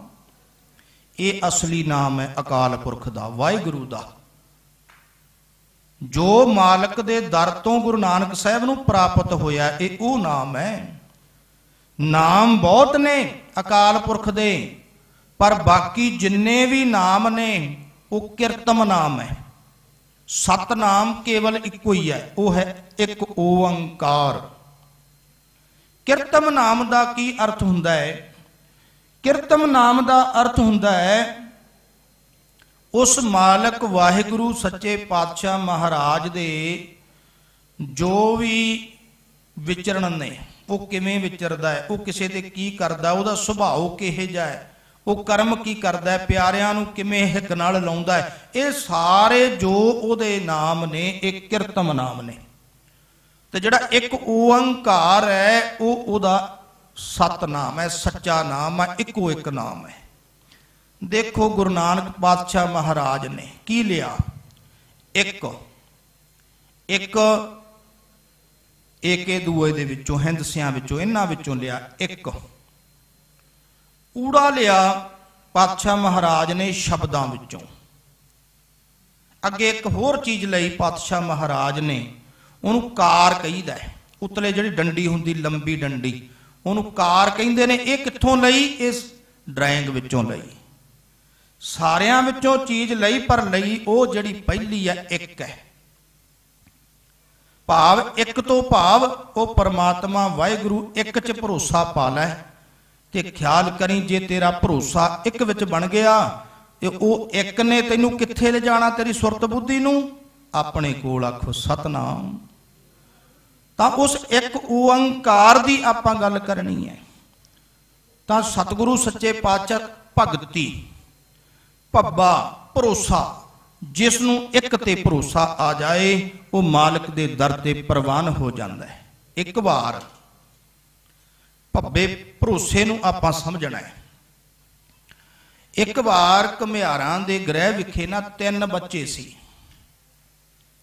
ਹੁਣ ਗਰੀਬ ਘਰ ਸੀ, ਗਰੀਬ ਪਰਿਵਾਰ ਸੀ, ਮਿਹਨਤਕਸ਼ ਲੋਕ ਸਨ। ਉਹਨਾਂ ਦੇ ਵਿੱਚੋਂ ਜਿਹੜਾ ਛੋਟਾ ਬੱਚਾ ਸੀ ਨਾ ਉਹ ਭਗਤੀ ਭਾਵ ਵਾਲਾ ਸੀ, ਰੱਬ ਦੇ ਭੈ ਭਾਵਨੀ ਵਾਲਾ ਸੀ। ਪਰ ਹੁਣ ਜਿਹਨੂੰ ਰੱਬ ਦੀ ਭੈ ਭਗਤੀ, ਬੰਦਗੀ, ਪ੍ਰੇਮ ਦਾ ਪਤਾ ਹੀ ਨਹੀਂ, ਸਮਝ ਹੀ ਨਹੀਂ, ਉਹਦਾ ਮਤਲਬ ਤੇ ਇਹ ਹੋ ਜਾਂਦਾ ਹੈ ਵੀ ਮੇਰਾ ਬੱਚਾ ਨਿਖੱਟੂ ਹੈ, ਜਿਹਨੂੰ ਇਹ ਸਮਝ ਹੀ ਨਹੀਂ। ਤਾਂ ਇਸੇ ਤਰ੍ਹਾਂ ਉਹ ਪਰਿਵਾਰ ਦੇ ਵਿੱਚ ਹੁੰਦੀ ਸੀ। ਜਿਹੜਾ ਛੋਟਾ ਬੱਚਾ ਸੀ ਉਹ ਭਗਤੀ 'ਚ ਜੁੜਦਾ, ਸਮਾਂ ਬਤੀਤ ਕਰਦਾ ਰੱਬ ਪਰਮਾਤਮਾ ਵਾਹਿਗੁਰੂ ਦੇ ਚਰਨਾਂ ਅੰਦਰ। ਜਦੋਂ ਚਰਨਾਂ ਅੰਦਰ ਬਤੀਤ ਕਰਦਾ ਤੇ 2 ਕੰਮ ਕਰਦੇ। ਮਾਂ-ਬਾਪ ਕਹਿੰਦੇ ਵੀ ਆਹ 2 ਕਮਾਊ ਨੇ, ਤੀਜਾ ਨਿਖੱਟੂ ਹੈ। ਆਖੋ ਸਤਨਾਮ। ਜਿਹਨੂੰ ਪਤਾ ਨਹੀਂ, ਜਿਹਨੂੰ ਗਿਆਨ ਨਹੀਂ, ਜਿਹਨੂੰ ਸਮਝ ਨਹੀਂ। ਅਸੀਂ ਵੀ ਇਸੇ ਕਰਕੇ ਆ, ਕਿਉਂਕਿ ਅਸੀਂ ਅਗਿਆਨੀ ਆ, ਸਾਨੂੰ ਸਮਝ ਨਹੀਂ ਹੈ। ਜਿਨ੍ਹਾਂ ਨੂੰ ਸਮਝ ਆ ਗਈ ਉਹ ਸੰਤ ਬਣ ਗਏ। ਆਖੋ ਸਤਨਾਮ। ਅਸੀਂ ਅਗਿਆਨੀ, ਹੁਣ ਉਹ ਵੀ ਅਗਿਆਨੀ ਸੀ, ਸਮਝ ਨਹੀਂ ਸੀ। ਕਹਿਣ ਲੱਗੇ ਸਾਡਾ ਛੋਟਾ ਬੱਚਾ ਨਿਖੱਟੂ ਆ। ਸਮਾਂ ਕੁਝ ਬਤੀਤ ਹੋਇਆ। ਜਿਹੜਾ ਉਹ ਰਾਜ ਸੀ, ਉੱਥੋਂ ਦਾ ਜਿਹੜਾ ਰਾਜਾ ਸੀ ਉਹਦੇ ਬੱਚਾ ਹੈ ਨਹੀਂ ਸੀ। ਪਰ ਰਾਜਾ ਜਿਹੜਾ ਸੀ ਉਹ ਲੋਕਾਂ ਨੂੰ ਖੁਸ਼ ਰੱਖਦਾ ਸੀ, ਭਾਵ ਉਹਨਾਂ ਦੀਆਂ ਹਰ ਲੋੜਾਂ ਦੀ ਪੂਰਤੀ ਕਰਦਾ ਸੀ। ਇਸ ਕਰਕੇ ਲੁਕਾਈ ਵਿੱਚ ਉਹਦਾ ਸਤਿਕਾਰ ਸੀ, ਉਹਦਾ ਪਿਆਰ ਸੀ। ਤੇ ਉਹਦੇ ਬੱਚੇ ਬਾਬਤ ਵੀ ਇਹਦੇ ਬੱਚਾ ਨਹੀਂ, ਚਿੰਤਤ ਸੀ ਲੋਕ। ਉਹਨੇ ਕਿਸੇ ਤੋਂ ਪੁੱਛਿਆ, ਨਜੂਮੀ ਆਦਿਕ ਕਿਸੇ ਤੋਂ ਵੀ। ਉਹ ਕਹਿਣ ਲੱਗੇ ਰਾਜਾ ਤੇਰੇ ਪੁੱਤਰ ਹੋ ਸਕਦਾ ਹੈ, ਪਰ ਉਹਦੇ ਵਾਸਤੇ ਤੈਨੂੰ ਇੱਕ ਬਲੀ ਦੇਣੀ ਪੈਣੀ ਹੈ। ਦੇਵੀ ਦੇ ਅੱਗੇ, ਦੇਵੀ ਦੀ ਮੂਰਤੀ ਅੱਗੇ ਮੰਦਿਰ ਦੇ ਵਿੱਚ ਇੱਕ ਬਲੀ ਦੇਣੀ ਪੈਣੀ ਹੈ। ਤੇ ਬਲੀ ਉਸ ਦੀ ਦੇਣੀ ਆ ਵੀ ਜਿਹੜਾ ਬੱਚਾ ਹੋਵੇ, ਤੇ ਉਸ ਬੱਚੇ ਦੀ ਦੇਣੀ ਹੈ ਜਿਹੜਾ ਮਾਂ-ਬਾਪ ਆਪ ਤੈਨੂੰ ਸੌਂਪੇ ਵੀ ਆ ਲੈ ਇਹਦੀ ਬਲੀ ਦੇ ਲਾ। ਜੇ ਤੂੰ ਉਹ ਬਲੀ ਦੇ ਦੇਵੇਂਗਾ ਤੇਰੇ ਘਰ ਔਲਾਦ ਹੋ ਜਾਏਗੀ। ਆਖੋ ਸਤਨਾਮ। ਰਾਜੇ ਨੇ ਢੰਡੋਰਾ ਪਟਾਤਾ ਸਾਰੇ ਸ਼ਹਿਰ ਅੰਦਰ ਵੀ ਰਾਜੇ ਦੇ ਘਰ ਬੱਚਾ ਹੋ ਸਕਦਾ ਹੈ। ਹੁਣ ਲੋਕ ਉਹਨੂੰ ਪਿਆਰ ਕਰਦੇ ਸੀ। ਇਹ ਗੱਲ ਪੁੱਜਦੀ ਪੁੱਜਦੀ ਘੁਮਿਆਰਾਂ ਦੇ ਚਲੀ ਗਈ। ਉਹ ਘੁਮਿਆਰ ਕਹਿਣ ਲੱਗੇ, ਕਹਿੰਦੇ ਇੱਕ ਤਾਂ ਪੱਤ ਦੇ ਗਰੀਬ ਆ, ਦੂਜਾ ਆਪਣਾ ਛੋਟਾ ਪੁੱਤਰ ਨਿਖੱਟੂ ਆ, ਤੀਜੀ ਗੱਲ ਵੀ ਆਪਣਾ ਰਾਜਾ ਬੜਾ ਚੰਗਾ ਹੈ, ਉਹਦੇ ਘਰੇ ਔਲਾਦ ਹੋ ਜਾਏਗੀ ਤੇ ਸਾਡੀ ਗਰੀਬੀ ਚੱਕੀ ਜਾਏਗੀ, ਆਪਾਂ ਛੋਟੇ ਪੁੱਤਰ ਨੂੰ ਸੌਂਪ ਦਈਏ। ਆਖੋ ਸਤਨਾਮ। ਉਹਨਾਂ ਨੇ ਸੌਂਪ ਦਿੱਤਾ ਰਾਜੇ ਨੂੰ। ਰਾਜਾ ਲੈ ਕੇ ਮਹਿਲੀਂ ਚਲਾ ਗਿਆ। ਹੁਣ ਮਹਿਲੀਂ ਜਾ ਕੇ ਜਿਵੇਂ ਸ਼ੁਰੂ ਹੁੰਦੀ ਗੱਲ ਲੈ ਵੀ ਇਹਨੂੰ ਜੋ ਖਾਂਦਾ ਹੈ, ਜੋ ਮੰਗਦਾ ਹੈ ਉਹ ਦੇਣਾ, ਹਰ ਇਹਦੀ ਖੁਸ਼ੀ ਦਾ ਖਿਆਲ ਰੱਖਣਾ ਹੈ। ਇੱਕ ਦਿਨ ਰਾਜਾ ਮਹਿਲਾਂ ਤੇ ਖੜਾ ਹੈ ਤੇ ਜਿੱਥੇ ਬੱਚਾ ਬੈਠਾ ਹੈ ਉਹਨੂੰ ਤੱਕ ਰਿਹਾ ਹੈ। ਬੱਚਾ ਕੀ ਕਰ ਰਿਹਾ ਹੈ? ਬੱਚਾ ਮਿੱਟੀ ਨਾਲ ਖੇਡਦਾ ਹੈ। ਮਿੱਟੀ ਨਾਲ ਖੇਡਦਾ, ਢੇਰੀ ਬਣਾਉਂਦਾ ਹੈ, ਢਾਹ ਦਿੰਦਾ ਹੈ, ਰੋਣ ਲੱਗ ਜਾਂਦਾ ਹੈ। ਢੇਰੀ ਬਣਾਉਂਦਾ ਹੈ, ਢਾਹ ਦਿੰਦਾ ਹੈ, ਰੋਣ ਲੱਗ ਜਾਂਦਾ ਹੈ। ਤੀਜੀ ਢੇਰੀ ਬਣਾਉਂਦਾ ਹੈ, ਢਾਹ ਦਿੰਦਾ ਹੈ, ਰੋਣ ਲੱਗ ਜਾਂਦਾ ਹੈ। ਚੌਥੀ ਢੇਰੀ ਬਣਾਉਂਦਾ ਹੈ, ਦੋਨੇ ਹੱਥ ਉੱਤੇ ਰੱਖਦਾ ਹੈ, ਖੜਖੜਾ ਕੇ ਹੱਸਣ ਲੱਗ ਜਾਂਦਾ ਹੈ। ਆਖੋ ਸਤਨਾਮ। ਰਾਜਾ ਵੇਖ ਰਿਹਾ ਸੀ ਉੱਤੇ ਖੜਾ, ਥੱਲੇ ਆਉਂਦਾ ਹੈ, ਆ ਕੇ ਬੱਚੇ ਨੂੰ ਪੁੱਛਦਾ ਹੈ ਆ ਤੇਰੀ ਖੇਡ ਕਿਹੜੀ ਆ? ਉਹ ਕਹਿੰਦਾ ਰਾਜਾ ਤੂੰ ਖੇਡ ਤੋਂ ਕੀ ਲੈਣਾ ਹੈ? ਤੂੰ ਮੇਰੀ ਬਲੀ ਦੇਣੀ ਹੈ, ਤੂੰ ਆਪਣੀ ਬਲੀ ਦੇ, ਜਿਹੜਾ ਤੇਰਾ ਕੰਮ ਹੈ ਤੂੰ ਉਹ ਕਰ, ਮੇਰੀ ਖੇਡ ਤੋਂ ਤੂੰ ਕੀ ਲੈਣਾ ਹੈ? ਰਾਜਾ ਕਹਿੰਦਾ ਹੁਣ ਉਦੋਂ ਤੱਕ ਬਲੀ ਨਹੀਂ ਦਿੰਦਾ ਜਦੋਂ ਤੱਕ ਆਹ ਖੇਡ ਨਹੀਂ ਦੱਸਦਾ। ਆਖੋ ਸਤਨਾਮ। ਬੱਚਾ ਕਹਿੰਦਾ ਚੱਲ ਜੇ ਸੁਣਨਾ ਹੈ ਤੇ ਫਿਰ ਸੁਣ। ਕਹਿੰਦਾ ਇੱਕ ਬੱਚੇ ਨੂੰ ਸਭ ਤੋਂ ਪਹਿਲਾ ਆਸਰਾ ਹੁੰਦਾ ਹੈ ਮਾਂ-ਬਾਪ ਦਾ। ਮੇਰੇ ਮਾਂ-ਬਾਪ ਨੇ ਬਲੀ ਦੇਣ ਵਾਸਤੇ ਮੈਨੂੰ ਤੈਨੂੰ ਸੌਂਪਤਾ, ਮੇਰੇ ਮਾਂ-ਬਾਪ ਦਾ ਆਸਰਾ ਚਲਿਆ ਗਿਆ, ਮੈਂ ਢੇਰੀ ਢਾਈ ਤੇ ਰੋਣ ਲੱਗ ਪਿਆ। ਆਖੋ ਸਤਨਾਮ। ਕਹਿੰਦਾ ਮੇਰਾ ਉਹ ਆਸਰਾ ਚੱਕਿਆ ਗਿਆ ਮਾਂ-ਬਾਪ ਵਾਲਾ। ਕਹਿੰਦਾ ਦੂਜਾ ਆਸਰਾ ਹੁੰਦਾ ਹੈ ਦੇਸ਼ ਦੇ ਰਾਜੇ ਦਾ। ਮੈਨੂੰ ਇਸ ਦੇਸ਼ ਦੇ ਰਾਜੇ ਨੇ ਬਲੀ ਦੇਣ ਵਾਸਤੇ ਲਿਆ ਏ ਤੇ ਬਲੀ ਦੇਣਾ ਹੈ, ਇਸ ਕਰਕੇ ਰਾਜੇ ਦਾ ਆਸਰਾ ਵੀ ਚੱਕਿਆ ਗਿਆ, ਮੈਂ ਢਾਈ ਤੇ ਰੋਣ ਲੱਗ ਪਿਆ। ਕਹਿੰਦਾ ਤੀਜਾ ਆਸਰਾ ਹੁੰਦਾ ਹੈ ਦੇਵੀ ਦੇਵਤੇ ਦਾ, ਤੇ ਦੇਵੀ ਦੀ ਮੂਰਤੀ ਅੱਗੇ ਮੈਨੂੰ ਬਲੀ ਦਿੱਤੀ ਜਾਣੀ ਹੈ, ਇਸ ਕਰਕੇ ਉਹ ਦੇਵੀ ਦੇਵਤੇ ਦਾ ਆਸਰਾ ਵੀ ਚੱਕਿਆ ਗਿਆ, ਮੈਂ ਰੋਣ ਲੱਗ ਪਿਆ ਰਾਜਾ। ਪਰ ਇੱਕ ਆਸਰਾ ਹਜੇ ਵੀ ਮੌਜੂਦ ਹੈ, ਉਹ ਹੈ ਅਕਾਲ ਪੁਰਖ ਵਾਹਿਗੁਰੂ ਪਰਮੇਸ਼ਰ ਦਾ। ਮੈਨੂੰ ਪਤਾ ਹੈ ਮੈਂ ਉਹਦੀ ਰਜਾ ਵਿੱਚ ਹਾਂ, ਮੈਂ ਉਹਦੇ ਭਾਣੇ ਵਿੱਚ ਹਾਂ। ਜੇ ਤੇ ਤੇਰੇ ਹੱਥੋਂ ਮੇਰੀ ਮੌਤ ਹੋਣੀ ਹੋਈ ਤਾਂ ਵੀ ਮੈਂ ਰਜਾ ਵਿੱਚ ਹਾਂ, ਮੇਰੀ ਮੌਤ ਇਸੇ ਤਰ੍ਹਾਂ ਹੋਵੇਗੀ, ਕੋਈ ਰੋਕ ਨਹੀਂ ਸਕਦਾ। ਪਰ ਰਾਜਾ ਖਿਆਲ ਕਰੀ, ਤੇ ਜੇ ਮੇਰੀ ਮੌਤ ਇਉਂ ਨਾ ਲਿਖੀ ਹੋਈ, ਦੁਨੀਆ ਦੀ ਕੋਈ ਤਾਕਤ ਮੈਨੂੰ ਮਾਰ ਨਹੀਂ ਸਕਦੀ। ਆਖੋ ਸਤਨਾਮ। ਕਹਿੰਦਾ ਅਜੇ ਵੀ ਉਹ ਆਸਰਾ ਮੌਜੂਦ ਹੈ। ਤਾਂ ਮੈਂ ਖਿੜਖੜਾ ਕੇ ਹੱਸਿਆ ਸੀ ਸੱਜਣੋ। ਉਸ ਆਸਰੇ ਨੇ ਕੀ ਕੀਤਾ, ਰਾਜੇ ਨੂੰ ਸੋਚਣ ਵਾਸਤੇ ਮਜਬੂਰ ਕਰ ਦਿੱਤਾ। ਰਾਜਾ ਵਜ਼ੀਰਾਂ ਨੂੰ ਸੱਦਦਾ ਹੈ, ਕਚਹਿਰੀ ਬੁਲਾਉਂਦਾ ਹੈ, ਤੇ ਵਿੱਚ ਬਹਿ ਕੇ ਇੱਕ ਗੱਲ ਵਜ਼ੀਰਾਂ ਨੂੰ ਕਹਿੰਦਾ, ਵਜ਼ੀਰੋ ਮੈਂ ਸਹਿਮਤ ਹਾਂ ਤੁਹਾਡੇ ਨਾਲ, ਆ ਬੱਚੇ ਦੀ ਬਲੀ ਦਿੱਤਿਆਂ ਮੇਰੇ ਘਰ ਪੁੱਤਰ ਹੋ ਜਾਵੇਗਾ, ਹੋ ਜ਼ਰੂਰ ਜਾਵੇਗਾ, ਪਰ ਮੈਂ ਇਹ ਗੱਲ ਦਾਅਵੇ ਨਾ ਕਹਿਣਾ, ਪੁੱਤਰ ਤਾਂ ਹੋ ਜਾਵੇਗਾ ਪਰ ਇੰਨਾ ਸਿਆਣਾ ਨਹੀਂ ਹੋਵੇਗਾ। ਆਖੋ ਸਤਨਾਮ। ਕਹਿਣ ਲੱਗਾ ਜੇ ਮੈਂ ਇਉਂ ਕਰਾਂ, ਇਸੇ ਨੂੰ ਮਤਵੰਨਾ ਬਣਾ ਲਵਾਂ। ਸਾਰਿਆਂ ਨੇ ਸਹਿਮਤੀ ਦੇਤੀ, ਉਹ ਬੱਚਾ ਮਤਵੰਨਾ ਬਣਿਆ ਤੇ ਇੱਕ ਦਿਨ ਦੇਸ਼ ਦਾ ਰਾਜਾ ਬਣਿਆ। ਆਖੋ ਸਤਨਾਮ। ਜਿਨ੍ਹਾਂ ਨੇ ਇੱਕ ਤੇ ਭਰੋਸਾ ਕਰ ਲਿਆ। ਪਹਿਲਾ ਅੱਖਰ ਹੈ ਭੱਬਾ ਤੇ ਪਹਿਲਾ ਭਰੋਸਾ ਹੈ। ਜਿਨ੍ਹਾਂ ਨੇ ਭਰੋਸਾ ਕਰ ਲਿਆ ਉਹ ਮਾਲਕ ਦੇ ਦਰ ਤੇ ਪ੍ਰਵਾਨ ਹੋ ਗਏ। ਆਖੋ ਸਤਨਾਮ। ਦੂਜਾ ਅੱਖਰ ਹੈ ਗੱਗਾ। ਗੱਗੇ ਦਾ ਅਰਥ ਹੈ ਗਿਆਨ। ਜਿਨ੍ਹਾਂ ਨੂੰ ਸੋਝੀ ਆ ਗਈ, ਜਿਨ੍ਹਾਂ ਨੂੰ ਗਿਆਨ ਆ ਗਿਆ, ਜਿਨ੍ਹਾਂ ਨੂੰ ਸਮਝ ਆ ਗਈ ਕਿਹਦੀ, ਆਦਿ ਸੱਚ ਜੁਗਾਦਿ ਸੱਚ ਹੈ ਭੀ ਸੱਚ, ਨਾਨਕ ਹੋਸੀ ਭੀ ਸੱਚ।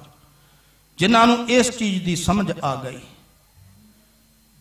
ਹੁਣ ਸਮਝਿਓ, ਮਹਾਰਾਜ ਬਾਣੀ ਵਿੱਚ ਜ਼ਿਕਰ ਕਰਦੇ ਨੇ, ਸੋਚੈ ਸੋਚ ਨਾ ਹੋਵਈ ਜੇ ਸੋਚੀ ਲੱਖ ਵਾਰ। ਬੜੇ ਢੰਗ ਆਏ ਨੇ ਉਸ ਪਰਮਾਤਮਾ ਦੇ ਗਿਆਨ ਇਕੱਠਾ ਕਰਨ ਦੇ। ਇਨਸਾਨ ਕਹਿੰਦਾ ਮੈਂ ਸੁਚਮ ਵਰਤਾਂਗਾ। ਵਰਤਦੇ ਸੀ ਨਾ ਪਹਿਲਾਂ ਸਾਧੂ, ਪੋਚੇ ਲਾਉਣੇ, ਫਿਰ ਲੱਕੜਾਂ ਧੋਣੀਆਂ, ਚੁੱਲ੍ਹਾ ਚੌਂਕਾ ਬੜਾ ਪੋਚਾ ਮਾਰ ਕੇ ਸਾਫ਼ ਕਰਨਾ, ਤੇ ਫਿਰ ਗਰੀਬ ਨੂੰ ਚੁੱਲ੍ਹੇ ਚੌਂਕੇ ਤੇ ਚੜ੍ਹਨ ਨਾ ਦੇਣਾ, ਇਉਂ ਸੁਚਮ ਰੱਖਣੀ। ਜਾਂ ਫਿਰ ਜਗ੍ਹਾ ਜਗ੍ਹਾ ਤੇ ਤੀਰਥ ਇਸ਼ਨਾਨ ਕਰਕੇ ਆ ਸਰੀਰ ਨੂੰ ਸੁੱਚਾ ਕਰਨਾ।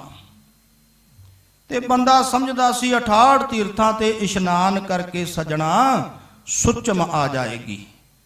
ਪਰ ਮੇਰੇ ਮਾਲਕ ਜੀ ਕਹਿੰਦੇ ਸੋਚੈ ਸੋਚ ਨਾ ਹੋ ਭਾਈ। ਮਹਾਰਾਜ ਕਹਿੰਦੇ ਸੁੱਚਾ ਨਹੀਂ ਹੋਏਗਾ ਮਨ ਕਰਕੇ, ਤੇਰਾ ਮਨ ਪਵਿੱਤਰ ਨਹੀਂ ਹੋਣਾ।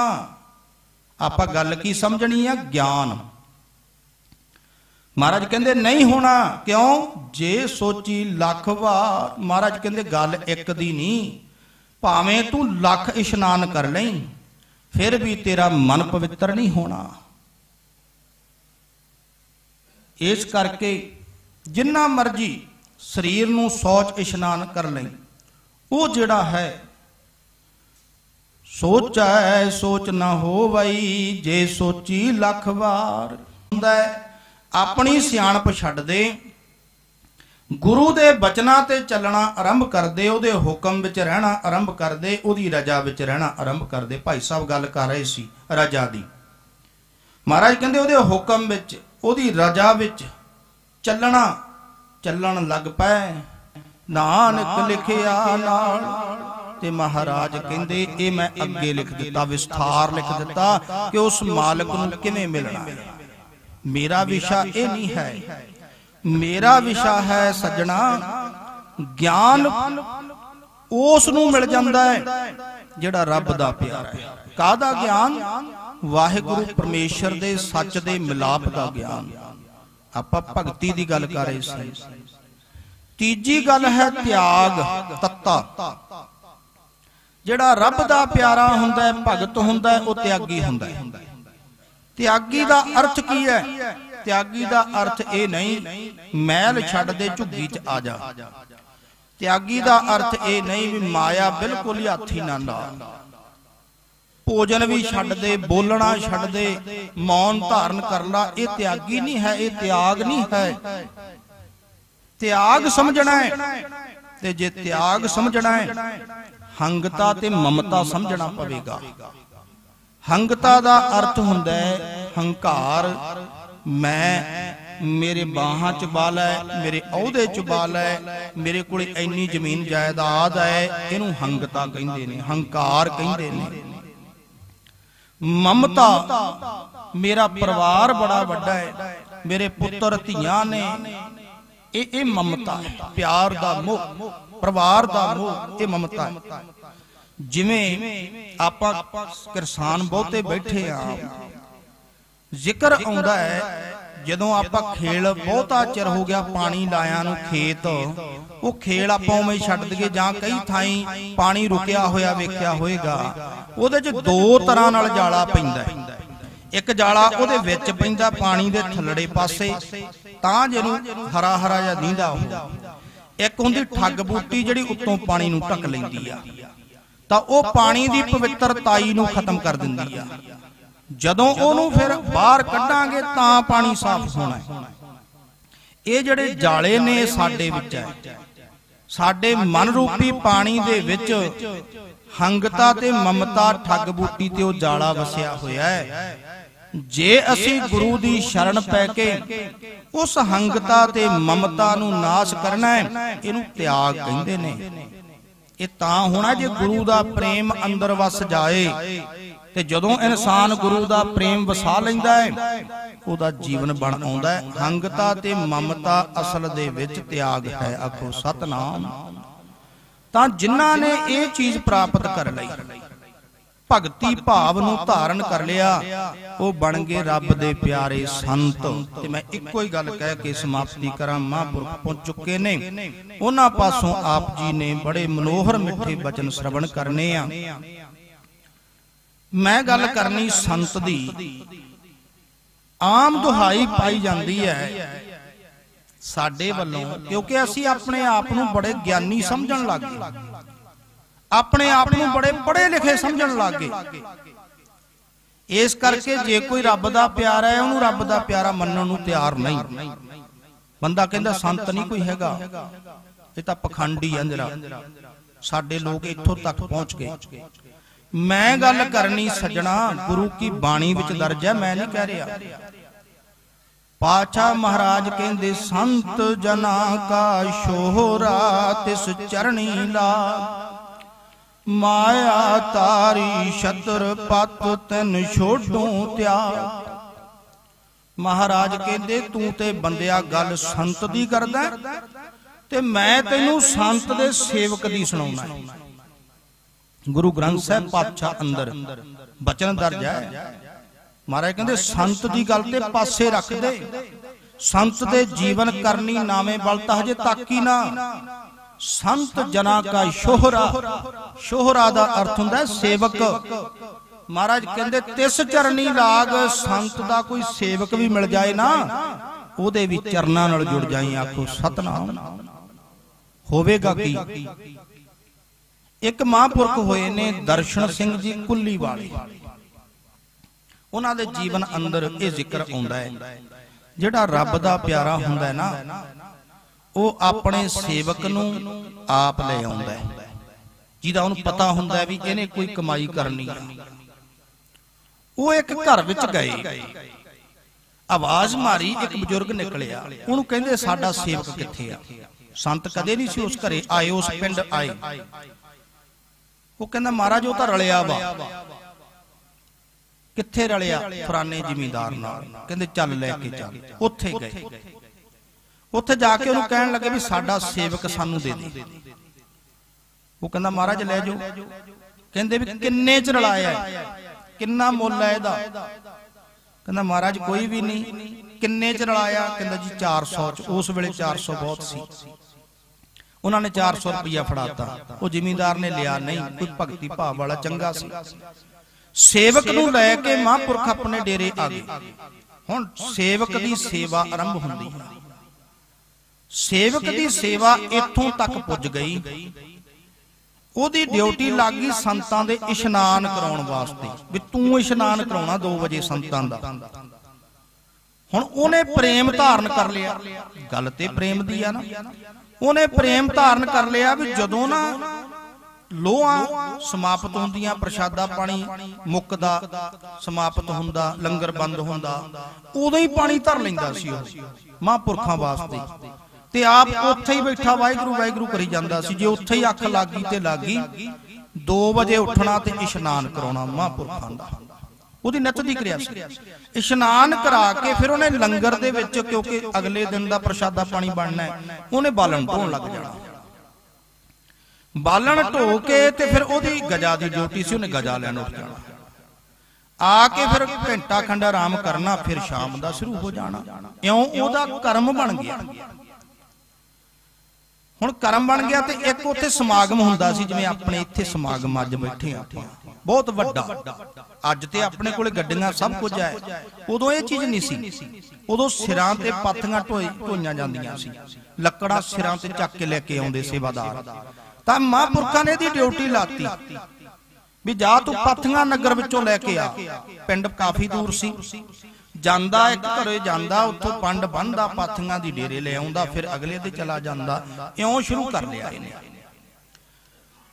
ਤੇ ਇੱਕ ਘਰ ਦੇ ਵਿੱਚ ਗਿਆ, ਉੱਥੇ ਇੱਕ ਬੀਬੀ ਬਾਹਰ ਨਿਕਲੀ।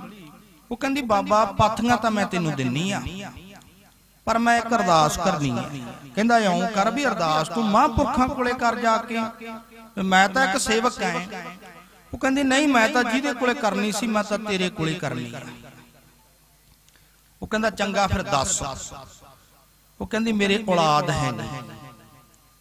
ਕਹਿੰਦਾ ਬੀਬੀ ਵੀ ਮੇਰੇ ਕੋਲੇ ਇੰਨੀ ਤਾਕਤ ਨਹੀਂ ਹੈ, ਤੂੰ ਮਹਾਂਪੁਰਖਾਂ ਨੂੰ ਕਹਿ। ਉਹ ਕਹਿੰਦੀ ਮੈਂ ਤਾਂ ਜਿੱਥੇ ਕਹਿਣਾ ਸੀ ਕਹਿਤਾ, ਹੁਣ ਤੁਸੀਂ ਜੋ ਕਰਨਾ ਹੈ ਉਹ ਤੁਸੀਂ ਕਰਨਾ। ਇਉਂ ਉਹ ਕਹਿ ਕੇ ਬੀਬੀ ਨੇ ਪਾਥੀਆਂ ਚਕਾਈਆਂ, ਉਹ ਡੇਰੇ ਆ ਗਿਆ। ਤੇ ਨਾਲ ਉਹ ਬੀਬੀ ਨੂੰ ਕਹਿੰਦਾ ਚੰਗਾ ਇਉਂ ਕਰ, ਕੱਢ ਫਿਰ ਮਾਇਆ। ਜਿਵੇਂ ਆਪਾਂ ਨਾ ਕੋਈ ਜ਼ਮੀਨ ਖਰੀਦਦੇ ਆ, ਉਹਦਾ ਪਹਿਲਾਂ ਦਿੰਨੇ ਆ ਵੀ ਆਹ ਪਹਿਲਾਂ ਬਿਆਨਾ ਲੈ ਲਾ। ਕਹਿਣ ਲੱਗਾ ਚੰਗਾ ਬਿਆਨਾ ਕੱਢ। ਉਹ ਮਾਂ ਨੂੰ ਕਹਿਣ ਲੱਗਾ। ਉਹਨੇ 100 ਰੁਪਇਆ ਕੱਢਿਆ ਤੇ ਉਹਨੂੰ ਸੇਵਕ ਨੂੰ ਫੜਾਤਾ। ਜਿਹੜੇ ਮਹਾਂਪੁਰਖ ਸੀ ਇਹ ਦਵਾਈ ਦਿੰਦੇ ਸੀ, ਤੇ ਇਹਨਾਂ ਦਾ ਇੱਕ ਇਹ ਕੰਮ ਸੀ ਵੀ ਦਵਾਈ ਦੇਣੀ ਆ। ਜੇ ਤਾਂ ਪਹਿਲਾਂ ਟੋਕਰੀ ਪਈ ਹੁੰਦੀ ਸੀ ਵੀ ਪਹਿਲਾਂ ਆ ਕੇ ਤੁਸੀਂ ਪੈਸੇ ਪਾਤੇ ਫਿਰ ਤਾਂ ਠੀਕ ਆ। ਦਵਾਈ ਦੇਣ ਤੋਂ ਬਾਅਦ ਪੈਸਾ ਨਹੀਂ ਸੀ ਪਾਉਣ ਦਿੰਦੇ, ਨਾ ਦਵਾਈ ਦਾ ਪੈਸਾ ਲੈਂਦੇ ਸੀ। ਜਦੋਂ ਇਹ ਸੇਵਕ ਗਿਆ ਨਾ, ਇਹਨੇ ਜਾਣ ਸਭ ਟੋਕਰੀ 'ਚ 100 ਰੱਖਤਾ। ਮਹਾਂਪੁਰਖ ਕਹਿੰਦੇ ਉਹ ਕੀ ਕਰਦਾ ਹੈ? ਜਾ ਲੈ ਜਾ, ਤੇਰੇ ਕੰਮ ਆਊਗਾ 100 ਰੁਪਇਆ, ਕੋਈ ਖਰਚਾ ਕਰ ਲਈ। ਕਹਿਣ ਲੱਗਾ ਮਹਾਰਾਜ ਇਹ ਖਰਚੇ ਵਾਲਾ ਨਹੀਂ। ਉਹ ਕਹਿੰਦੇ ਫਿਰ ਕਾਹਦੇ ਵਾਲਾ ਹੈ? ਮਹਾਰਾਜ ਇਹ ਤਾਂ ਬਿਆਨਾ ਹੈ। ਉਹ ਕਹਿੰਦੇ ਕਾਹਦਾ ਬਿਆਨਾ ਹੈ? ਕਹਿੰਦਾ ਮਹਾਰਾਜ ਮੈਂ ਤੇ ਇਉਂ ਬੇਨਤੀ ਕਰਿਆ ਆ, ਉਸ ਮਾਈ ਦੇ ਗ੍ਰਹਿ ਦੇ ਵਿੱਚ ਬੱਚਾ ਨਹੀਂ ਸੀ, ਮੈਂ ਤੇ ਉਹਨੂੰ ਬਿਆਨਾ ਫੜ ਲਿਆ ਆ, ਹੁਣ ਇਸ ਬਿਆਨੇ ਨੂੰ ਪੂਰਾ ਤੁਸੀਂ ਕਰ ਦਿਓ। ਆਖੋ ਸਤਨਾਮ। ਮਹਾਂਪੁਰਖ ਕਹਿੰਦੇ ਚੰਗਾ ਫਿਰ ਤੇਰੇ ਬਚਨਾਂ ਨੂੰ ਜਿਹੜਾ ਫਲ ਲੱਗੇਗਾ। ਕਹਿੰਦੇ ਸਾਲ ਦਾ ਸਮਾਂ ਬੀਤਿਆ, ਉਸ ਮਾਤਾ ਦੇ ਗ੍ਰਹਿ ਵਿਖੇ ਪੁੱਤਰ ਪੈਦਾ ਹੋਇਆ। ਆਖੋ ਸਤਨਾਮ। ਗੁਰ ਸਿੱਖੋ ਸੰਤ ਦਾ ਕਰਨੀ ਨਾਮਾ ਤੇ ਇੱਕ ਪਾਸੇ ਰੱਖ ਦਿਓ, ਉਹਦਾ ਸੇਵਕ ਵੀ ਗੁਰੂ ਦੀ ਕਿਰਪਾ ਦਾ ਪਾਤਰ ਬਣ ਜਾਂਦਾ ਹੈ। ਆਖੋ ਸਤਨਾਮ। ਅੱਜ ਮਹਾਂਪੁਰਖਾਂ ਦੀ ਯਾਦ ਵਿੱਚ ਆਏ ਆਂ ਤੇ ਅਰਦਾਸ ਕਰਿਓ ਝੋਲੀ ਅੱਡ ਕੇ, ਦਾਤਾ ਉਹਨਾਂ ਦੀ ਕਰਨੀ ਨਾਮੇ ਨੂੰ ਅਸੀਂ ਕੇਵਲ ਸਲਾਮ ਕਰ ਸਕਦੇ ਹਾਂ, ਪਹੁੰਚ ਨਹੀਂ ਸਕਦੇ, ਪਰ ਕਿਰਪਾ ਕਰੀ ਉਹਨਾਂ ਦੀ ਕਰਨੀ ਨਾਮੇ ਦੇ ਵਿੱਚੋਂ ਕੋਈ ਇੱਕ ਕਣੀ ਸਾਡੀ ਝੋਲੀ ਵਿੱਚ ਪਾ ਦੇਈ, ਤਾਂ ਕਿ ਸਾਡਾ ਜੀਵਨ ਵੀ ਬਣ ਆਵੇ। ਆਖੋ ਸਤਨਾਮ। ਕੋਈ ਗੁਣ ਨਹੀਂ, ਕੋਈ ਗਿਆਨ ਨਹੀਂ। ਆਪ ਸੰਗਤ ਦੇ ਆਸ਼ੀਰਵਾਦ, ਗੁਰੂ ਗ੍ਰੰਥ ਸਾਹਿਬ ਪਾਤਸ਼ਾਹ ਦੀ ਬਖਸ਼ਿਸ਼ ਦਾ ਸਦਕਾ ਕੁਝ ਕੁ ਵਿਚਾਰਾਂ ਦੀ ਸਾਂਝ ਪਾਈ। ਹੋਈਆਂ ਬੇਅੰਤ ਭੁੱਲਾਂ ਦੀ ਖਿਮਾ ਕਰਨਾ, ਭੁੱਲਾਂ ਦਾਸ ਦੀ ਝੋਲੀ ਪਾ ਦੇਣੀਆਂ। ਜੇਕਰ ਕੋਈ ਬਚਨ ਗੁਰੂ ਕੀ ਬਾਣੀ ਦਾ, ਗੁਰ ਇਤਿਹਾਸ ਦਾ ਆਪ ਜੀ ਨੂੰ ਭਾ ਗਿਆ ਹੋਵੇ, ਉਸ ਨੂੰ ਆਪਣੇ ਹਿਰਦੇ ਦਾ ਸ਼ਿੰਗਾਰ ਬਣਾ ਲੈਣਾ, ਤਾਂ ਕਿ ਸਾਡਾ ਜੀਵਨ ਬਣ ਆਵੇ। ਅਸੀਂ ਲੋਕ ਸੁਖੀਏ ਪਰਲੋਕ ਸੁਹੇਲੇ, ਨਾਨਕ ਹਰ ਪ੍ਰਭ ਆਪ ਹੈ ਮੇਲੇ ਦੇ ਧਾਰਨੀ ਹੋ ਸਕੀਏ। ਗੁਰ ਫਤਿਹ ਕਰੋ ਪ੍ਰਵਾਨ। ਮਹਾਂਪੁਰਖਾਂ ਦਾ ਧੰਨਵਾਦ ਜਿਨ੍ਹਾਂ ਨੇ ਕਿਰਪਾ ਕਰਕੇ ਆਪ ਸੰਗਤਾਂ ਦੇ ਦਰਸ਼ਨ ਕਰਵਾਏ, ਗੁਰੂ ਗ੍ਰੰਥ ਸਾਹਿਬ ਪਾਤਸ਼ਾਹ ਦੇ ਗੁਣ ਗਵਾਏ। ਗੁਰੂ ਪਾਤਸ਼ਾਹ ਨੇ ਰਹਿਮਤ ਕੀਤੀ, ਕੁਝ ਸਮਾਂ ਆਪਾਂ ਜੁੜ ਬੈਠੇ, ਸੋ ਉਹਨਾਂ ਦਾ ਧੰਨਵਾਦ। ਗੁਰ ਫਤਿਹ ਕਰੋ ਪ੍ਰਵਾਨ ਜੀ। ਆਖੋ ਵਾਹਿਗੁਰੂ ਜੀ ਕਾ ਖਾਲਸਾ, ਵਾਹਿਗੁਰੂ ਜੀ ਕੀ ਫਤਿਹ।